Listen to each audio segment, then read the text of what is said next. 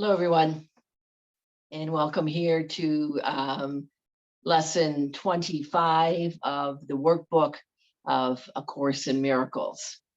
So I will begin by reading the lesson, and then I'm going to do a reflection from A Pathways of Light. So for today, the lesson is, I do not know what anything is for.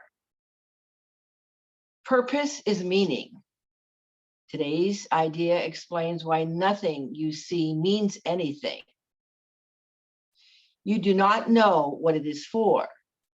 Therefore, it is meaningless to you. Everything is for your own best interest. That is what it is for. So I'm going to read that again. That is what it is for. That is its purpose. That is what it means. It is in recognizing this that your goals become unified. It is in recognizing this that what you see is giving meaning. You perceive the world and everything in it as meaningful in terms of ego goals. These goals have nothing to do with your own best interests because the ego is not you. This false identification makes you incapable of understanding what anything is for. As a result, you are bound to misuse it. When you believe this, you will try to withdraw the goals you have assigned to the world instead of attempting to reinforce them. Another way of describing the goals you now perceive is to say that they are all concerned with personal interests. Since you have no personal interests, your goals are really concerned with nothing. In cherishing them, therefore, you have no goals at all, and thus you do not know what anything is for. Before you can make any sense out of the exercises for today, one more thought is necessary. At the most superficial levels, you do not recognize purpose. Yet purpose cannot be understood at these levels. For example, you do understand that a telephone is for the purpose of talking to someone who is not physically in your immediate presence or vicinity. What you do not understand is what you want to reach him for. And it is this that makes your contact with him meaningful or not. It is crucial to your learning to be willing to give up the goals you've established for everything. The recognition that they are meaningless rather than good or bad is the only way to accomplish this. This idea for today is a step in this direction.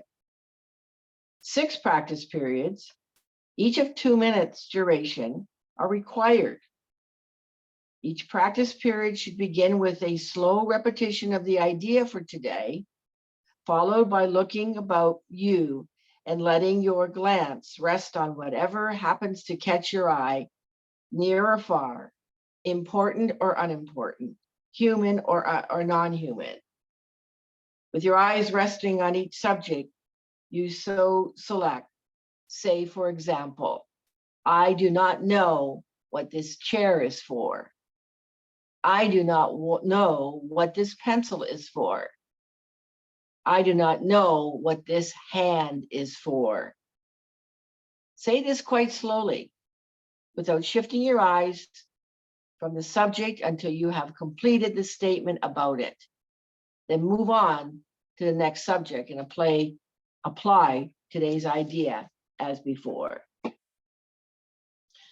So today I am referring to some notes, as I mentioned at the beginning, from a pathways of light. And I'll leave a reference to that in the description below this video here on YouTube. And, as you're going along and doing the course and the lessons, I found in my own practice over the years, and still to this day, that there are sources as well that to support you as you continue this mind training program. Remember, it's a training program. So I'm going to proceed now and read this. Again, the lesson is, I do not know what anything is for.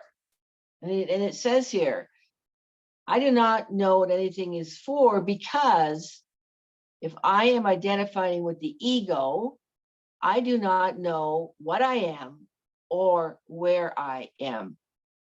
I do not realize that what I am seeing as an outside world is coming from my own mind.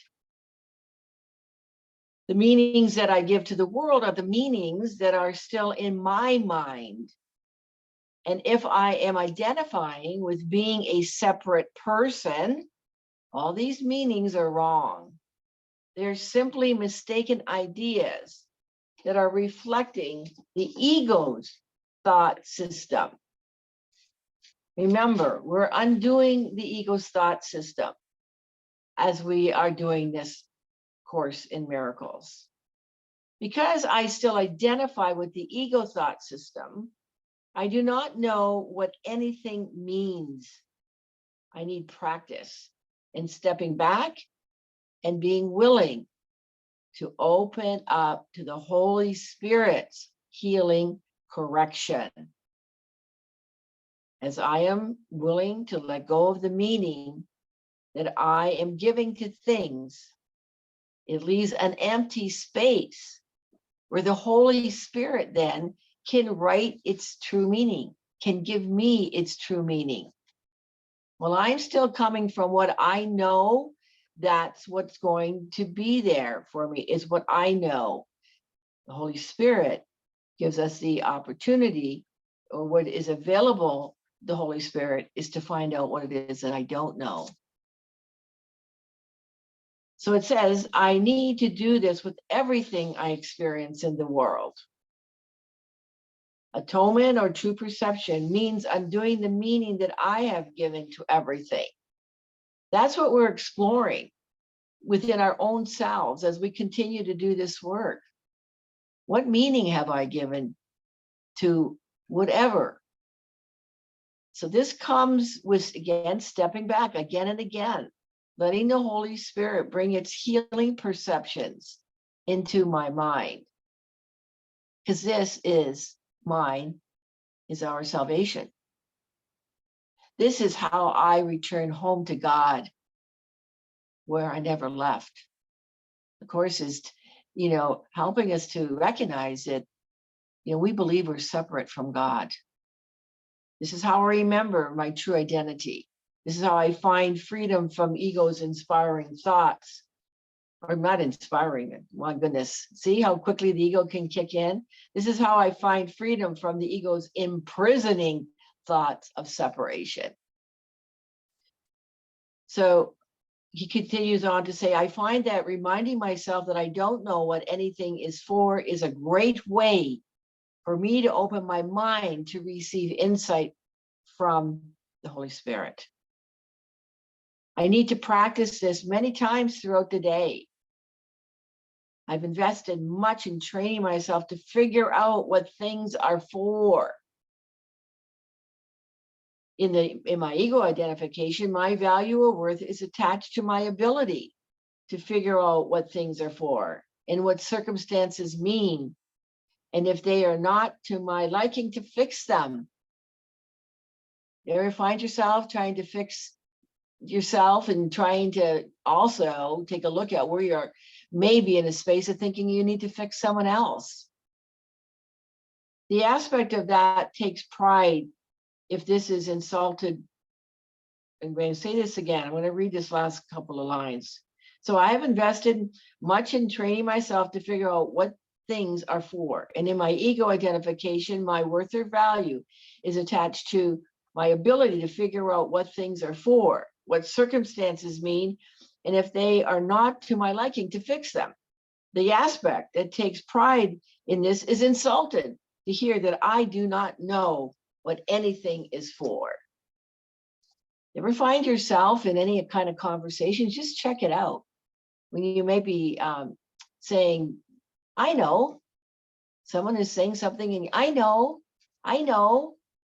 rather being in the space of just listening and honoring what somebody else has to say. You want to check that out. And that's an ego really speaking.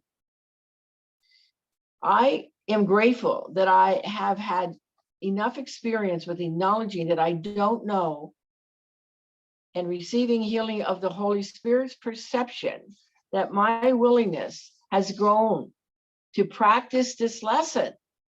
So you're here still, in the course and at lesson 25, because you have a willingness.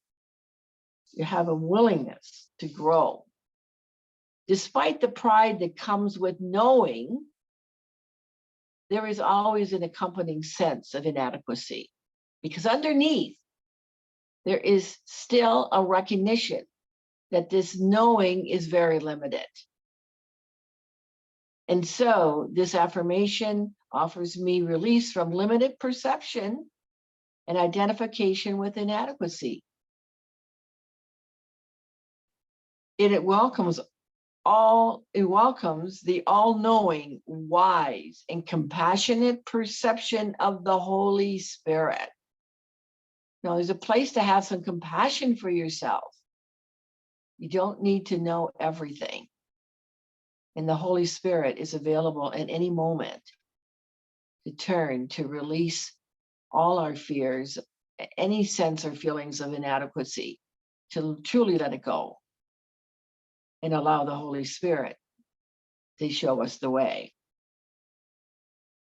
Again, this welcomes all the knowing, wise, and compassionate perception of the Holy Spirit.